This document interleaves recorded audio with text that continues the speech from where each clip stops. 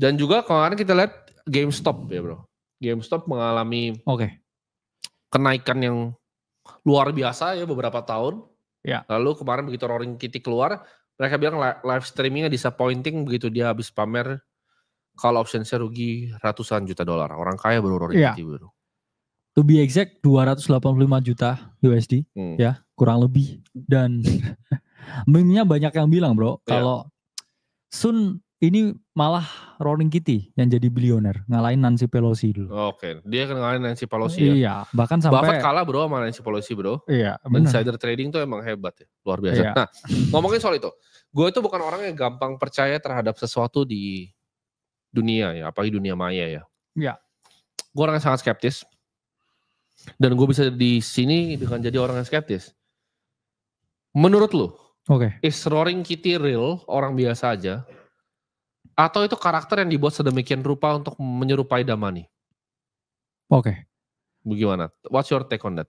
Apakah dia emang pure orang jago dari bawah tanah, dari basement, pakai headband begitu? Karena menurut gue itu karakter. Itu bukan orang bodoh yang buat itu. Kalau dia buat pun, dia bukan orang bodoh untuk bikin kayak ada kucingnya, jadi meme kan dia. Benar. The guy is a meme, Roaring Kitty namanya. Dan nama dari itu di fucking value. Dan gue tahu dari cara dia tulis itu di Reddit. Karena gue ngikutin forum-forum di Reddit itu udah lama ya.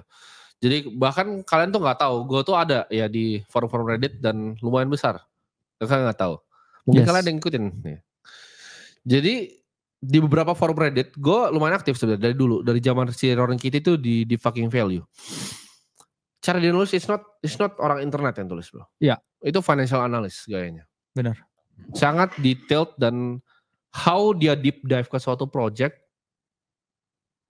itu keren bro. Dia tahu open interestnya hedge fund di berapa, short interestnya di berapa, ini bisa di squeeze di berapa. Ya mungkin dia jago, tapi menurut gue retail tuh nggak sejago itu. Jadi apakah dia itu adalah sebuah karakter yang dibuat sama seseorang? Ya itu sangat mungkin.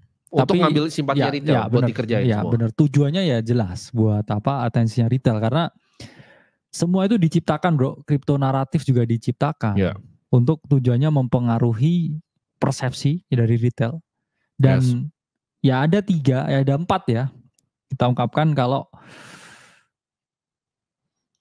media, kemudian platform, riset, pers dan juga influencer itu adalah hal yang mempengaruhi persepsi retail. Dan kita juga nggak bisa melihat itu sebagai hal yang semua ada positif negatifnya. Tapi dengan orang yang memiliki berbagai insight dan semua data yang sangat presisi, ya itu nggak mungkin ya bro kalau orang yang meraba-raba. Ya. Ada yang bilang, tapi kan Roaring Kitty itu kerjanya sebagai financial analyst enggak. Dia ngakunya dia nggak kerja sebagai financial analyst soalnya. Dia bilang dia mau ngelamar di beberapa fund tapi ditolak. Itu ceritanya. Ya.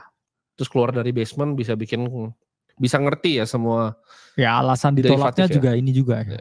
Nggak dijelasin. Nggak dijelasin. Tapi kemarin waktu saya lihat yang live streamnya banyak juga bro ya. Bahkan juga kayaknya juga nggak cuma di Indonesia tapi di luar juga yang berisik di chat tuh juga banyak.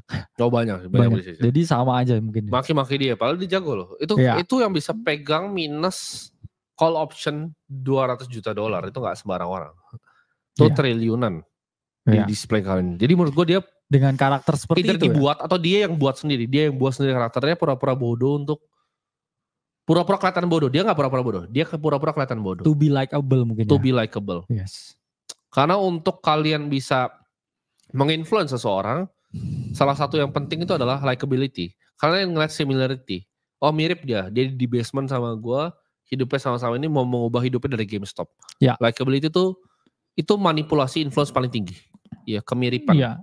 Di saat kalian ngerasa kalian relate sama orangnya, kalian mirip dengan orangnya dan gak ada barrier di sana. Oh sama-sama suka kucing yang ditaruh di belakang pakai headband warna merah, sama-sama aneh, sama-sama nerd.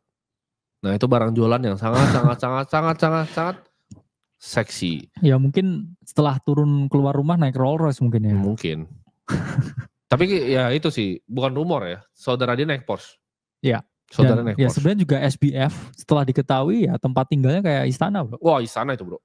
Bener. Itu kayak Menara Pisa tapi kayak lebar surga bro. Ya di saya. Kayak surga warna putih di Bahamas.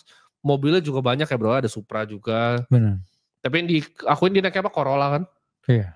Jadi kalian sangat waspada sama orang-orang yang ngakunya itu kayak, oh enggak lah orang kaya itu begini, orang kaya itu naiknya ekonomi. Justru lu waspada. Ada bro, gue sering dengar bilang orang kaya naik ekonomi, padahal jatnya selalu ketemu di Halim. Bener. Kalau lagi nongkrong sana ketemu orang, katanya naik ekonomi. Iya karena ya ini bro, secara ekonomi ya pengeluaran itu selalu berbanding lurus bro. Konsumsi selalu berbanding lurus dengan pendapatan. Nah, itu kan udah teori bro. Bener. Udah pasti. Dan pasti, nggak ada orang yang settle for less di hidup. Yeah. Dan itu akan selalu berkembang. Cuman ya balik lagi, karakter emang nggak bisa dirubah, tapi preferensinya ya terhadap harus mengeluarkan sesuatu dengan bertambahnya pendapatan itu pasti. Itu jadi pasti. Kalian harus agak curiga sama orang-orang kaya yang bilangnya dia begini nggak begini. Itu biasanya ada dua ya. Satu emang pembohong, dua itu anaknya dari orang kaya. Jadi dia punya malu di dalam dirinya untuk mengakui hasil dari bapaknya. Jadi biasa kalau anak orang kaya itu ciri-cirinya satu nih. Dia punya pekerjaan, dia industri yang biasanya lari dari orang tuanya. Jadi orang tuanya kerjanya A, keuangan dan lain-lain, dia lari nih mau bikin media, mau ngapain. Ciri-ciri begitu. Skill set yang gak ada, terus ngabisin duit bapaknya untuk bikin perusahaan ini pun gak jalan. Makanya bisa tanya, oh lu kenapa gak flexing? Ya karena gue humble kan dia jadi. Padahal dia tahu di hati kecilnya saya pecundang gitu. Karena dia gak pernah bisa match apa yang bapaknya buat. Karakternya seperti itu. Itu orang-orang paling bahaya. Gue paling avoid orang seperti itu dan gue gak pernah mau berbisnis dengan orang-orang seperti itu. Karena mereka paling fake. Tapi kalau anak orang kaya yang emang jago, mereka bilang, oh gue kembangin perusahaan bapak gue ini. Nah, akhirnya naik Ferrari. Gue punya teman yang bapaknya punya gerai yang kalian tahu semua lah. Gerai semua dipakai untuk kalian beli-beli kebutuhan sehari-hari. Anaknya naik Ferrari kok. Dan jago anaknya. Gitu. Jadi gue gak percaya orang-orang kaya yang sok humble tuh gue paling anti. Ya, gue sebenarnya mampu beliin tapi gue gak beli itu gue paling anti. Karena itu manipulator yang paling bahaya. Yang bilangnya, oh top sekian tapi naik ekonomi. Bohong. Ya. Parkir di Halim. Nanti kapan-kapan kalau gue ketemu sana gue fotoin.